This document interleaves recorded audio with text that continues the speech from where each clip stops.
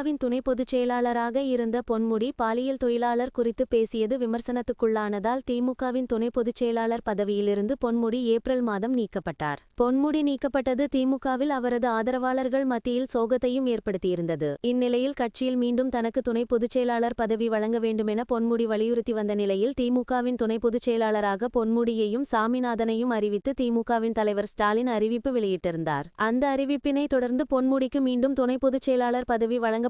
வரவேற்கும் விதமாக விழுப்புரம் காந்தி சிலை மற்றும் திமுக கட்சி அலுவலகம் முன்பாக திமுக நகர செயலாளர் சக்கரை தலைமையிலான திமுகவினர் மேலத்தளங்கள் முழங்க பட்டாசு வெடித்தும் இனிப்புகளை வழங்கியும் கொண்டாடினர். திமுகவில் மீண்டும் துணை பொதுச் செயலாளர் பதவி பொன்முடிக்கு வழங்கப்பட்டுள்ளது அவரது ஆதரவாளர்கள் மத்தியில் மகிழ்ச்சியை ஏற்படுத்தியுள்ளது. இதேபோன்று விழுப்புரம் மாவட்டத்தில் பல்வேறு இடங்களில் திமுகவினர் பட்டாசு வெடித்து கொண்டாடினர். செய்திகளை உடனுக்குடன் தெரிந்து கொள்ள லைக் பண்ணுங்க, ஷேர் பண்ணுங்க, சப்ஸ்கிரைப் பண்ணுங்க, மறக்காம கமெண்ட் பண்ணுங்க.